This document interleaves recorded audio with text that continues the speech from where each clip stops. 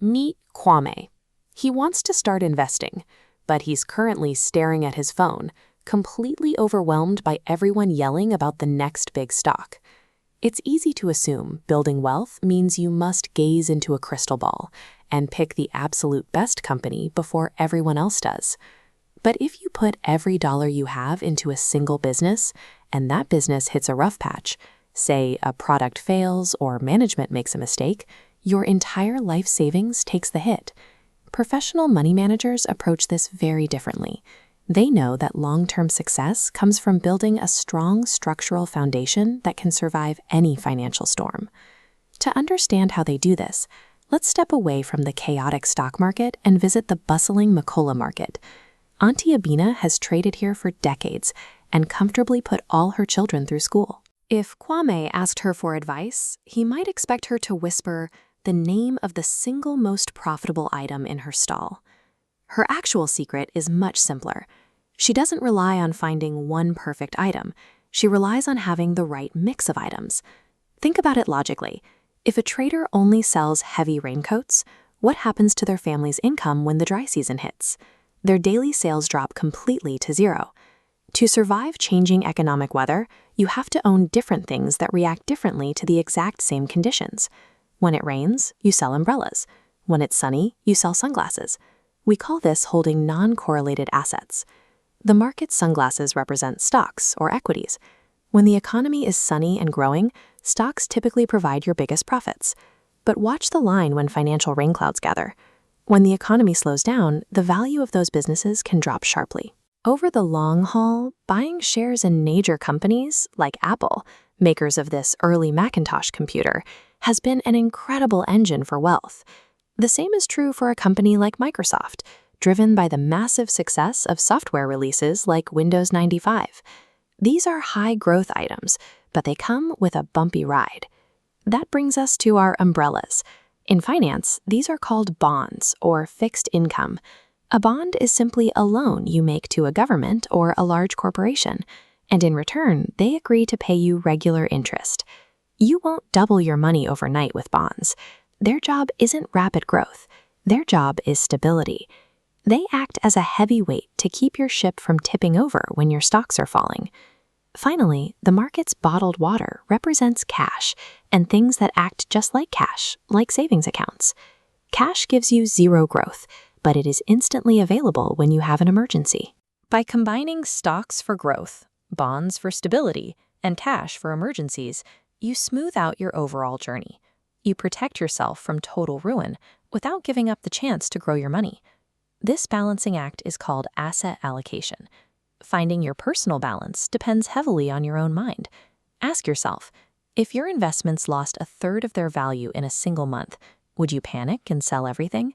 If the answer is yes, you mathematically need to hold more safe bonds to help you sleep at night. This timeline compares your second major factor, time horizon. On the top, we see a young person with 40 working years ahead of them, while the bottom shows someone just 5 years away from retiring. Because Kwame is in his 20s, his timeline is dominated by stocks. If the market crashes tomorrow, he has decades to let his investments recover and grow again. The person near retirement cannot afford to wait 20 years for the market to bounce back. As you get older, your priority shifts from accumulating wealth to preserving what you already have, requiring a much higher percentage of bonds. A portfolio packed entirely with stocks is useless if a sudden drop makes you terrified enough to quit. The optimal allocation is the one precisely tuned to your age and your nerves. Let's say you've built your perfect mix. After a few years of a sunny economy, your stocks have grown so much that they now take up way too much room in your account. You no longer have enough bonds to protect you if a storm hits. This animated pie chart demonstrates the fix, a move called rebalancing. We start with a target of 60% stocks and 40% bonds, but watch as the stock slice swells to 75%. Rebalancing means trimming the oversized slice, selling some of those winning stocks, and using that money to buy more bonds, restoring our original target. This feels incredibly unnatural. Human instinct tells us to hold on to the things that are making us money right now. But following this strict mechanical routine forces you to do exactly what every investor dreams of doing. It makes you sell assets when their prices are high and buy other assets while they are relatively cheap. Setting a rule to rebalance your account stops you from making emotional choices, ensuring you lock in your profits before the economic weather inevitably turns. Balancing non-correlated assets is the exact blueprint used by the wealthiest institutions on Earth. The managers of the Yale University Endowment heavily spread their funds across global real estate, bonds, and stocks to ensure their wealth lasts indefinitely. You see the exact same logic in the famous all-weather portfolio, designed by billionaire Ray Dalio. His strategy mixes long and short-term bonds, stocks, and commodities to stay steady through inflation, recession, or periods of high growth. You can apply this logic to your own savings right now. Step 1 is simply dividing your money into distinct buckets: a bucket for stocks, a bucket for bonds, and a bucket for cash. Step 2 requires honestly assessing your age and your comfort with risk, then setting a specific target percentage for each of those buckets. Step 3 is committing to a schedule. Pick one day every year to check your accounts and rebalance them back to your target percentages. This plan removes you from the exhausting game of guessing what the market will do tomorrow. You become a grounded investor, fully prepared for whatever comes. Kwame no longer needs to stress over notifications. He trusts his foundation and turns his attention away from his screen and back to his life. Growing true wealth takes patience.